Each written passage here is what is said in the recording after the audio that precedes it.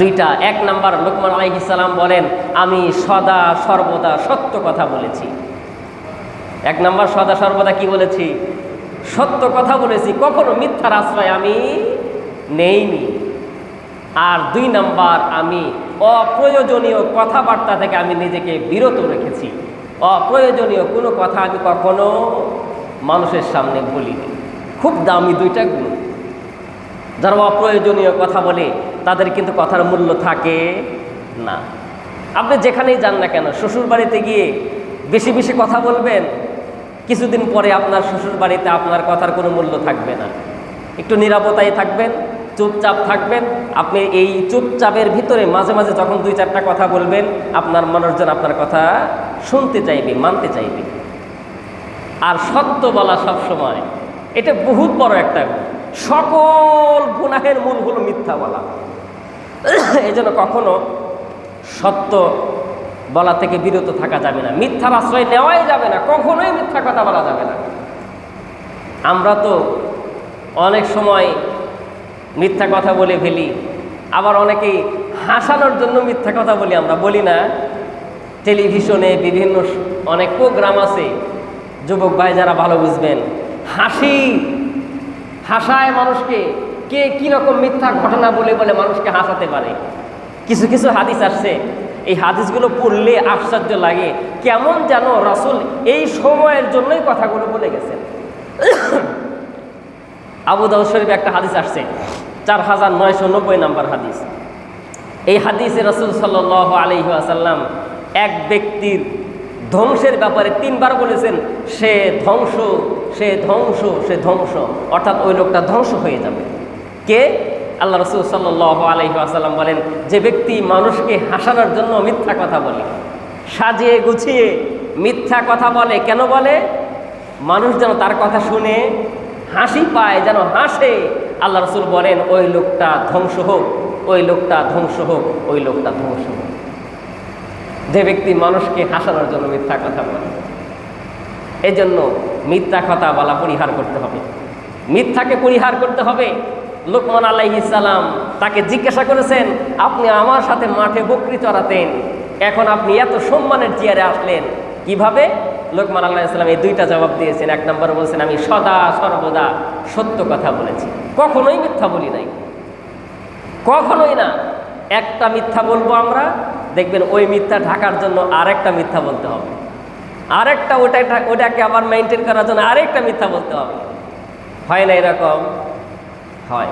ধরেন আপনার ছেলে একটা অন্যায় করছে, 2 বন্ধুর সাথে সিনেমা দেখতে গেছে, আপনি ধরে ফেলেছেন, আপনি জিজ্ঞাসা করেছেন, এই কোথায় গেছিলি? সিনেমা দেখছি, আজকে বললাম, কয় না সিনেমা দেখি নাই তো। এই যে একটা মিথ্যা বললো। এখন তাহলে কই ছিলি? কয় যে খালার বাড়ি গেছিলাম। তাহলে কয়টা হলো? কোন দিক দিয়ে গেছিলি? কয় যে শেরখালি দিয়ে, এদিক দিয়ে, ওদিক দিয়ে। মানে নানান মিথ্যা এখন ওকে সাজান লাগবে, ওই যে একটা অস্বীকার করেছে। বিষয়টা বুঝতে পারছেন আমার কথা? এই জন্য কখনো মিথ্যার আশ্রয় নেওয়া যাবে না, অপ্রয়োজনীয় কথাবার্তা থেকে বিরত থাকতে হবে, অপ্রয়োজনীয় কথাবার্তা বেশি বলা যাবে না।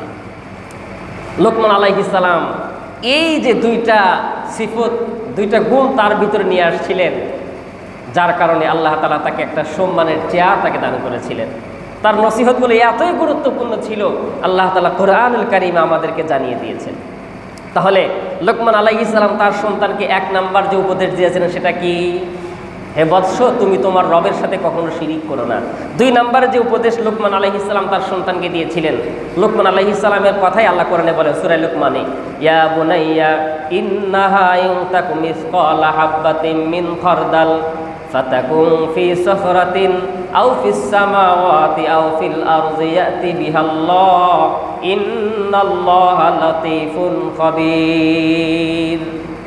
লোকমান আলাইহিস সালাম তার সন্তানকে বলেন, হে বৎস, কোনো বিষয়ে যদি সরিষার দানা পরিমাণও হয়, কোনো বিষয় নেকির কাজ হোক আর গুনাহের কাজ হোক, এটা যদি সরিষার দানা পরিমাণও হয়, আর এটা যদি কোনো শিলা গর্তে অথবা আসমানে অথবা জমিনের কোনো জায়গায় লুকায়িত থাকে, হাসরের ময়দানে আল্লাহ তাআলা অবশ্যই এই সরিষার দানা পরিমাণ জিনিসকেও তোমার সামনে হাজির করবে। লোকমান আলাইহিস সালাম তার সন্তানকে 2 নম্বরে উপদেশ দিয়েছেন, হে বৎস, কোনো জিনিস যদি ভালো হোক অথবা খারাপ হোক, অর্থাৎ উনি খারাপের দিকটা এখানে ইশারা করেছেন। তোমার গুনাহ যত ছোটই হোক না কেন, এটা যদি কোনো শিলা গর্তে থাকে, আসমানেও যদি লুকায়িত থাকে, জমিনের মধ্যেও যদি কোথাও লুকায়িত থাকে, তুমি মনে করো না জাররা পরিমাণ ছোট জিনিস এটা আল্লাহ তাআলা তোমার সামনে হাজির করবে না। না, অবশ্যই হাশরের ময়দানে আল্লাহ তাআলা তোমার এই সরিষার দানা পরিমাণ জিনিসকেও উপস্থিত করবে। আল্লাহ তাআলা হাশরের ময়দানে আমাদের প্রত্যেকের জীবনের নেকির কাজ, গুনাহের কাজ সব হাশরের ময়দানে হাজির করবেন, ছোট হোক আর বড় হোক। মিজানের পাল্লায় আল্লাহ তাআলা ওজন করে দেখাবেন, তোমার এই আমলটা এই ছিল, যত ছোটই হোক না কেন। আল্লাহ তাআলা সূরা আম্বিয়ায় বলেন, ওয়ানাদাউল মাওয়াজিনাল কিসতা লিয়াউমিল কিয়ামাহ। আল্লাহ তাআলা হাশরের ময়দানে ইনসাফের পাল্লা কায়েম করবেন, ইনসাফের পাল্লা। জাররা পরিমাণ জুলুম করা হবে না। বান্দা জাররা পরিমাণ নেকির কাজ করলে তাও তাকে দেখানো হবে, বান্দা জাররা পরিমাণ গুনার কাজও যদি বান্দা করে তাও তাকে দেখানো হবে। সূরা জিলজালে আল্লাহ তাআলা বলেন, ফামান ইয়ামাল মিসকালা যাররাতিন খায়রান ইয়ারাহ ওয়া মান ইয়ামাল মিসকালা যাররাতিন শাররান ইয়ারাহ।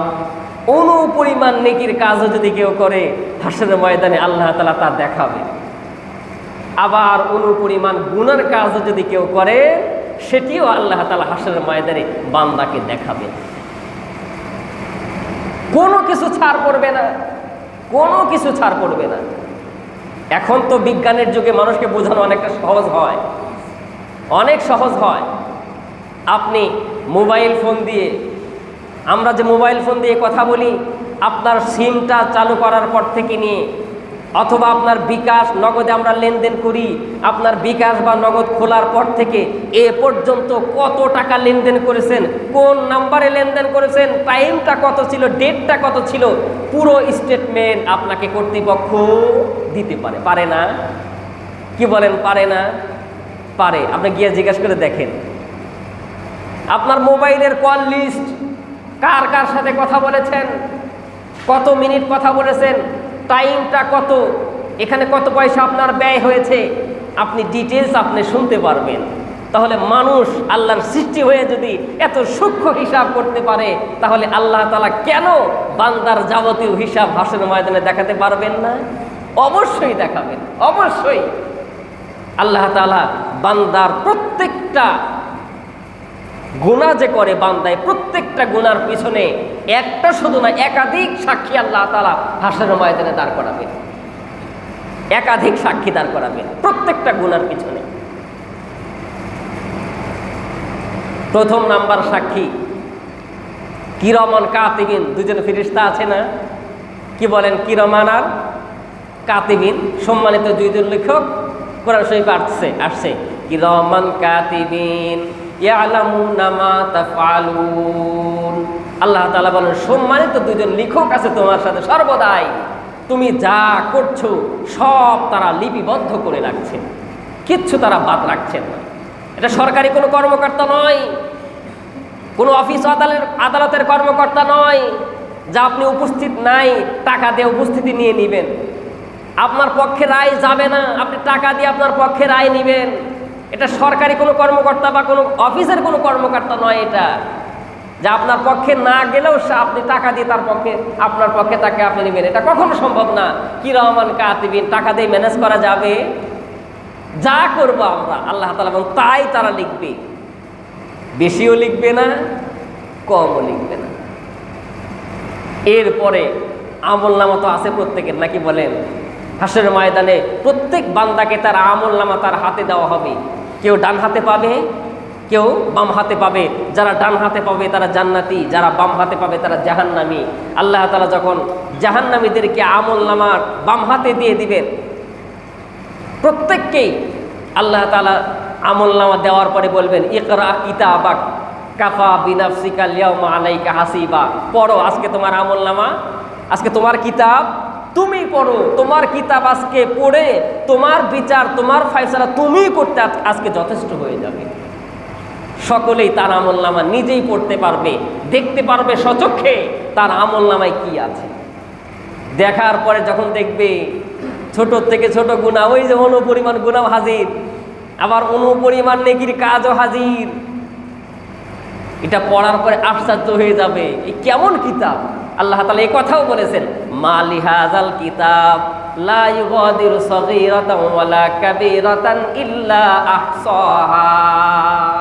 আল্লাহ তাআলা বলেন, আমলনামা পড়ার পরে দেখবে জীবনের শুরু থেকে নিয়ে যেদিন থেকে গুনার সূচনা হয়েছে সেদিন থেকে নিয়ে মৃত্যুর আগ পর্যন্ত বান্দা যা করেছে A to Z সব লেখা।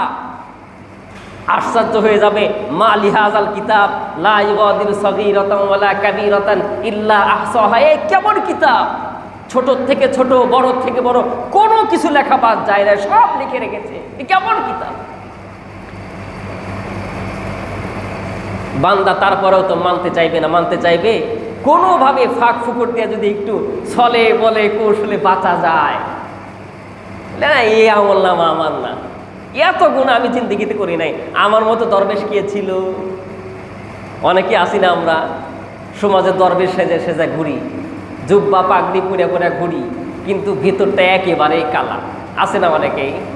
মানুষ হয়তো বুঝতে পারছে না, ফেরেশতারা তো ঠিকই বুঝতে পারছে, তারা তো ঠিকই লিখতেছে। এই যে দুইটা সাক্ষী যখন চলে যাবে, তৃতীয় নাম্বার আরেকটা সাক্ষী আসবে। ওটা কি জানেন?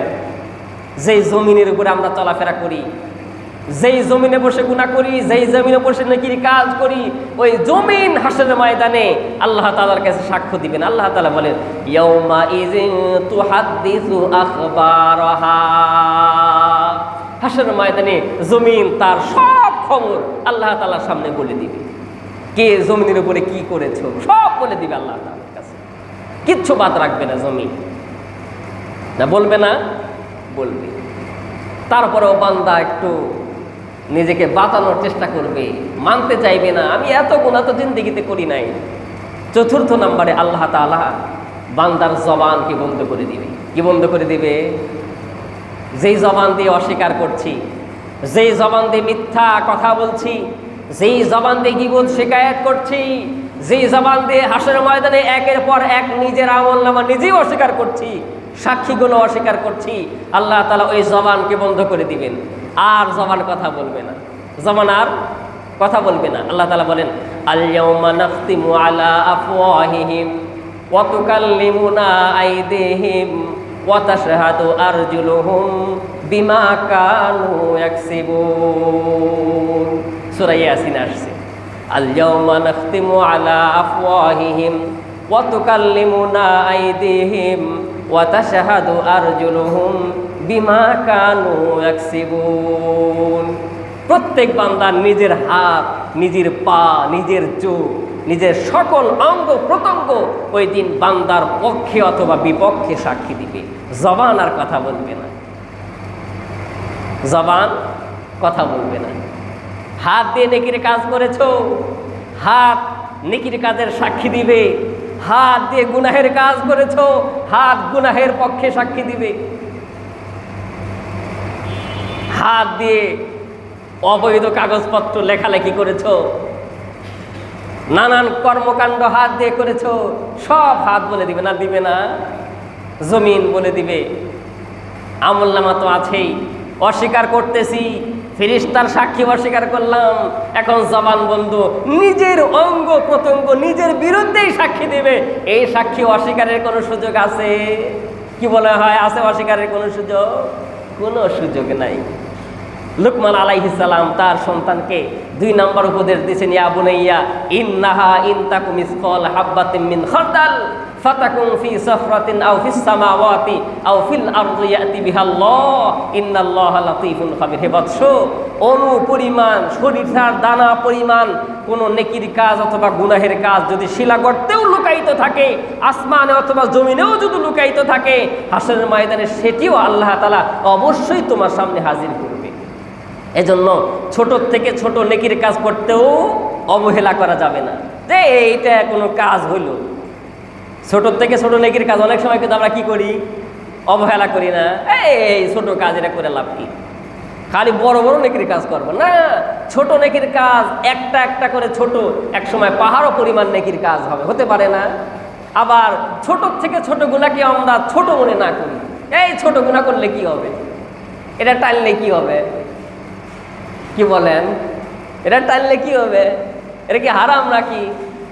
না, এই যে ছোট থেকে ছোট গুনাহ, এগুলো একসময় পাহাড় পরিমাণ হয়ে যাবে। আপনাদের সামনে অনেক উদাহরণ আছে। বাসা বাড়িতে ট্যাপ নষ্ট আছে না অনেকের, আমাদের হালকা হালকা পানি পড়ে, ট্যাপ দিয়ে পানি পড়ে হালকা হালকা, বন্ধের পরেও দেখবেন 1 ফোঁটা 2 ফোঁটা করে পানি পড়ে। আমার বাসায় আছে, বাস্তব অভিজ্ঞতা থেকে বলছি। আমি বাসা ভাড়ায় থাকি তো, ওইখানে একটু ট্যাপ বন্ধের পরেও যত চেষ্টাই করি পুরা বন্ধ হয় না, 1-2 ফোঁটা পড়তে থাকে। আমি একদিনকে রাত্রিতে যায় দেখি যে আল্লাহ, এই 1 ফোঁটা 2 ফোঁটা করে পড়তে পড়তে বদনা ভরে গেছে। বাচ্চাকে গোসল করায় বাথ ট্যাপ, ওইটাও মাঝে মাঝে এই ফোঁটা ফোঁটা পানি পড়ে পড়ে অনেক সময় ওইটা হয় না, ব্যবহার হয় না, পড়তে পড়তে এক সময় ওইটা ভরে যায়। যায় না? যায়। পুকুর থেকে আপনি বিশাল বড় পুকুর থেকে 1 বদনা পানি তুললে পানি কমা বোঝা যায়? ভাই বোঝা যায়? বোঝা যায় না। কিন্তু আপনি 1 বদনা করে তুলতে তুলতে যদি মাসকে মাস তুলতে থাকেন, এক সময় দেখবেন পুকুরে পানি আর থাকবে না। এটাই সত্য, নাকি বলেন? এই জন্য জাররা পরিমাণ নেকির কাজ, এটাও বাদ দেওয়া যাবে না। এই জাররা জাররা নেকির কাজ পাহাড় পরিমাণ হয়ে যাবে এক সময়। আবার যত ছোটই হোক না কেন গুনাহ, এই ছোট গুনাহকেও এরকম ছোট মনে করে করা যাবে না। এই ছোট গুনাহ করলে কি হবে, না, এই ছোট থেকে ছোট গুনাহ আমার জীবনে হতে হতে এক সময় পাহাড় পরিমাণ গুনাহ হয়ে যাবে। এ কথাই লোকমান আলাইহিস সালাম তার সন্তানকে 2 নম্বর উপদেশ দিয়েছেন, হে বৎস, যত ছোটই হোক নেকির কাজ অথবা যত ছোটই হোক গুনাহের কাজ, ছোটকে কখনো ছোট মনে করবে না। এটা যতই ছোট হোক আর যেখানেই লুকাইতে থাকুক না কেন, একেবারে জাররা পরিমাণ তাও যদি কোনো গর্তে থাকে, অবশ্যই সেটিও কিন্তু আল্লাহ তাআলা হাসরের ময়দানে তোমার সামনে উপস্থিত করবে। এটা 2 নম্বর উপদেশ লোকমান আলাইহিস সালাম তার সন্তানকে দিয়েছেন। 3 নম্বর উপদেশ দিয়েছেন লোকমান আলাইহিস সালাম তার সন্তানকে, ইয়া বুনাইয়া আকিমিস সালাহ, হে বৎস, নামাজ কায়েম করো। কি করো? নামাজ কায়েম করো। নামাজ কায়েম করা কাকে বলে? এই কিছুদিন আগে আপনারা আমার কাছ থেকে শুনেছেন। নামাজ কায়েম করা বলা হয় নিজে নামাজ পড়া, পরিবারে নামাজের আদেশ করা, সমাজের ভিতরে দেশের ভিতরে নামাজ প্রতিষ্ঠার মেহনত করা, এটাকে বলে নামাজ কায়েম করা। আর 1 লাখ লাখ নামাজ পড়া, এটাকে বলে নামাজ আদায় করা। আদায় আর কায়েমের পার্থক্য বুঝতে পারছেন তো? অনেক ভাই আছে আমরা নিজেরা মাশাআল্লাহ 5 ওয়াক্ত নামাজ পড়ি, বিবিটা এখনো নামাজ ধরে নাই, মেয়েটা বড় হয়ে গেছে এখনো নামাজ পড়ে না, ছেলেটা বড় হয়ে গেছে নামাজ পড়ে না, ওই বাবা, উনি অভিভাবক, ওনার কোনো মাথা ব্যথা না। না, এটা ঠিক না। আমার কথা আমার মেয়েকে শুনতেই হবে, শোনাতেই হবে, এ কথা আল্লাহ বলছে। আমার বউকে আমার কথা একবারে মানাতেই হবে, শোনে না তারপরে আমার উপরে দায়িত্ব, এটা কি বিষয়? না, আমার উপরে দায়িত্ব, আপনার উপরে দায়িত্ব শুধু পৌঁছানো, যতটুকু আমার সামর্থ্য আছে অতটুকু পৌঁছানো। এরপরেও যদি কোনো বিবি গুনাহের কাজ না ছাড়ে, এরপরেও কোনো মেয়ে যদি গুনাহের কাজ না ছাড়ে, শরীয়তের বিধিবিধান না মানে, তাহলে তা আমাকে আর পাকড়াও করা হবে না। স্বয়ং নবীর বিবি নবীর কথা শুনে নাই, লূত আলাইহিস সালাম, ওনার বিবি কি ওনার কথা শুনছে? কোরআন শরীফে আসছে কানাত মিনাল গাবিরিন, লূত আলাইহিস সালামের বিবিও গাফেলদের অন্তর্ভুক্ত, আযাবপ্রাপ্তদের অন্তর্ভুক্ত হয়েছে। নূহ আলাইহিস সালাম ওনার আপন সন্তান কিনার কথা শুনে নাই, তো কি হয়েছে? নবীর দায়িত্ব শুধু তাকে বোঝানো, বলা, আদেশ করা, না মানলে সেটা তার ব্যাপার। ইব্রাহিম আলাইহিস সালাম ওনার বাবা, আপন সন্তানের কথা বাবা শুনে নাই, বোঝেন নাই? এই জন্য আমরা প্রত্যেকেই 5 ওয়াক্ত নামাজ পড়ব আর পরিবার অধীনস্থ যারা আছে তাদেরকে নামাজের আদেশ করবো। এটাকে নামাজ কায়েম করা বলে। সমাজের ভিতরে একটু আমার অধীনে যারা আছে, ভাই ব্রাদার, সমাজের মানুষ, আমারই তো সমাজের মানুষেরা, এরাই তো আমার বিপদের পাশে দাঁড়াবে, এরাই তো আমার জানাজা পড়বে। তা আমার জানাজায় যদি একটু নামাজি মানুষ বেশি হয়, আমারই তো সৌভাগ্য, নাকি বলেন? এই যে হাজী সাহেবের এখানে কত জানাজা হয়, এই এলাকার মানুষের জানাজা তো এখানেই হবে, যদি আল্লাহ যতদিন এই জায়গাটা খালি রাখছে। তা আমার এলাকার মানুষ যদি নামাজি হয়, তো এরাই তো আমার জানাজা পড়বে, না ঢাকার থেকে আমার জানাজা পড়তে আসবে মানুষ? তাহলে আমার এলাকার মানুষ নামাজি হয়ে গেলে আলহামদুলিল্লাহ আমার জানাজায় নামাজি মানুষ দিয়ে ভরপুর হয়ে যাবে। এজন্য হলেও তো সমাজে একটু নামাজের মেহনত করা দরকার না? এজন্য আমরা নামাজ কায়েম করব। লোকমান আলাইহিস সালাম তার সন্তানকে 3 নম্বর উপদেশ দিয়েছেন, ইয়া বুনাইয়া আকিমিস সালাহ, নামাজ কায়েম করো। চতুর্থ নাম্বার দিয়েছেন ও আমর বিল মারুফ ওয়ানহা আনিল মুনকার। হে বৎস, তুমি সমাজের ভিতরে সৎ কাজের আদেশ করবে, অসৎ কাজের নিষেধ করবে। সৎ কাজের আদেশ করতে হবে, অসৎ কাজের নিষেধ করতে হবে। এটারও একটা লিমিটেড আছে। আপনার সামর্থ্যের ভিতরে যতটুকু এতটুকু আপনি করবেন। তবে সামর্থ্য থাকার পরেও নীরব দর্শকের ভূমিকা পালন করা, চুপ করে বসে থাকা, ওটা আমার সওয়াল পাল্লা, ও যা করে করুক, এরকম অনেক সময় আমরা বলি। না, এটা করা যাবে না। আজকে আমার সমাজের একজন গুনাহের কাজ করবে, আমি যদি তাকে একটু নাই বুঝাই, একটু সতর্ক নাই করে দেই, তো আস্তে আস্তে সমাজটাতে একদিন অন্ধকার নেমে আসবে। এজন্য আমাদের এই দায়িত্বটাও পালন করতে হবে, সৎ কাজের আদেশ করতে হবে। কি কি ভালো কাজ সমাজে করা যায়, প্রয়োজনে একটা কমিটি গঠন করতে হবে। সমাজের কিছু দায়িত্বশীল মানুষ এক হয়ে একটা কমিটি গঠন করতে হবে। সমাজের ভিতরে কি কি ভালো কাজ আমাদের সমাজে এখনো চালু নাই, একটু চালু করা দরকার। যত ভালো কাজ চালু করা যায়, যতটুকু সম্ভব চালু করা দরকার। সমাজের ভিতরে কি কি অন্যায় কাজ হয়, যেগুলো সমাজও মানে না, শরীয়তও মানে না, অন্যায় অশ্লীল কাজ হয়, জোর সজোরে গান বাজনা হয়, বক্স বাজায়, এগুলো আমাদের প্রত্যেকেরই তো একটু অস্বস্তি লাগে, লাগে না? আমরা একটু দায়িত্ব নিয়ে কিছু মানুষ কিভাবে আমাদের এই সমাজটাকে একটু সুন্দর পরিবেশ করা যায়, বাচ্চা কাচ্চাদেরকে বুঝায়া, এভাবে সৎ কাজের আদেশ, অসৎ কাজের নিষেধের দায়িত্বটা আমাদেরকেই পালন করতে হবে। লোকমান আলাইহিস সালাম তার সন্তানকে এই উপদেশ দিয়েছেন, হে বৎস, শুধু নিজে নেক আমল করলা আর সমাজের কোনো চিন্তা করলে না, সমাজের মানুষ অন্যায় অশ্লীল কাজ করবে আর তোমার কোনো ব্যথা হবে না, এটা হতে পারে না। তুমি সৎ কাজের আদেশ করবে, অসৎ কাজে নিষেধ করবে। এরপরে আর একটা উপদেশ দিয়েছেন, ওয়াসবির আলা মা আসাবাক, বিপদ আপদে ধৈর্য ধারণ করবে। যত মুসিবতই আসুক না কেন, কি করবে? ধৈর্য ধারণ করবে। হতাশা হওয়া যাবে না, নৈরাশ হওয়া যাবে না। যত বিপদই আসুক না কেন, যত বড় মুসিবতই আসুক না কেন, হতাশ হওয়া যাবে না, ধৈর্য ধারণ করতে হবে। আল্লাহ তাআলা যদি আমাকে পরীক্ষা দিয়ে থাকে, ওই বিপদটা যদি পরীক্ষা স্বরূপ আসে, আমি ধৈর্য ধারণ করব, আল্লাহ তাআলা আমাকে পুরস্কার দান করবেন, না দান করবেন না? এই জন্য আমরা ধৈর্য ধারণ করব। তবে এই যে ধৈর্য ধারণের কথা লোকমান আলাইহিস সালাম বলেছেন, কখন বলেছেন জানেন? নামাজ কায়েম করো, সৎ কাজের আদেশ করো, অসৎ কাজের নিষেধ করো। তাফসীর ইবনে কাসিরে আসছে, লোকমান আলাইহিস সালাম তার সন্তানকে এখানে আর একটা ইঙ্গিত দিয়েছেন। সেটা কি জানেন? হে বৎস, তুমি যখন নামাজ কায়েম করতে যাবে, তুমি যখন সৎ কাজের আদেশ করতে যাবে, অসৎ কাজের নিষেধ করতে যাবে, এখানেও তোমার উপরে কোনো বালা মুসিবত আসতে পারে না? নানান কথা আসতে পারে, সরাসরি বাধাও আসতে পারে, শরীরের উপরেও আঘাত আসতে পারে, না আসতে পারে না? আসতে পারে। লোকমান আলাইহিস সালাম বলেছেন, এখানে ইঙ্গিত দিয়েছেন, বৎস, সৎ কাজের আদেশ আর অসৎ কাজের নিষেধ করতে গেলে যদি তোমার উপরে কোনো কটাক্ষ আসে, কোনো কথা দিয়ে কেউ তোমাকে কষ্ট দেয়, অথবা এমনি তোমাকে যদি কোনো আঘাতও করে, তারপরেও কি করবে? ওয়াসবির আলা মা আসাবাক, ধৈর্য ধারণ করবে। অনেক সময় যারা একটু ভালো কাজ করতে চায় সমাজে, অনেকেই আমরা কথা বলি, একটু তাকে কটাক্ষ করে কথা বলে, তুমি আজকে একবারে দরবেশ হয়ে গেলা, বলে না? অনেক সময় আমাদের দিলে ব্যথা লাগে যে একটু ভালো কাজ করতেছি আর সমাজের মানুষ আমাকে এরকম একটা কথা বললো। এই জন্য এই কষ্টটাও নেওয়া যাবে না, সবর করতে হবে, ধৈর্য ধারণ করতে হবে। আমি খুব সংক্ষেপে আগাইতেছি আজকে।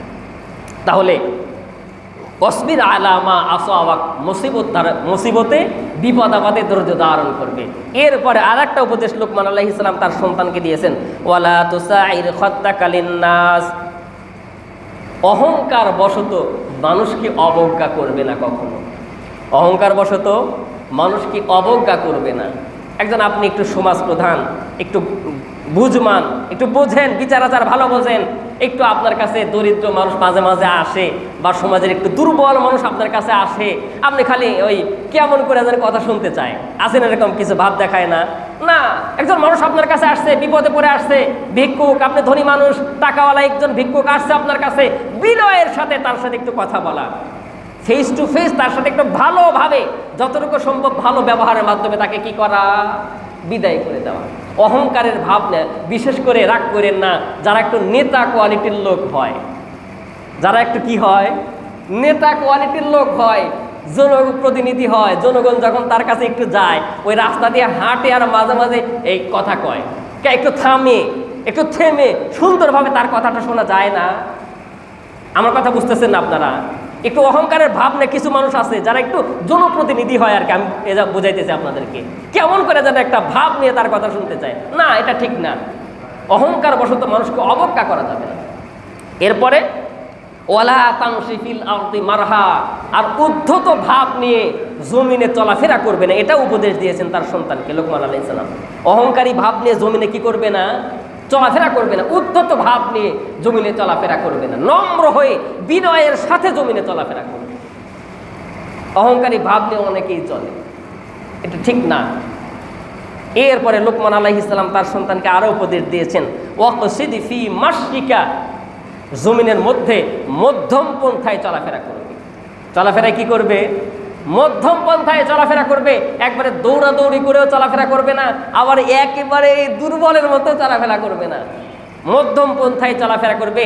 আর ওয়াগযুজ মিন সাউতি, উঁচু আওয়াজে মানুষের সাথে কথা বলবে না, উঁচু আওয়াজে মানুষের সাথে কথা বলবে না। ওই যে শুরু থেকে আসতেছে, মানুষ যখন আসবে তোমার কাছে একটু বিনয়ের সাথে সুন্দরভাবে তার সাথে তোমরা কি বলবে, কথা বলবে। লোকমান আলাইহিস সালাম তার সন্তানকে এই উপদেশগুলো দিয়েছেন। এক নম্বর উপদেশ আমি আবার সংক্ষেপে বলি, বন্ধ করো। লোকমান আলাইহিস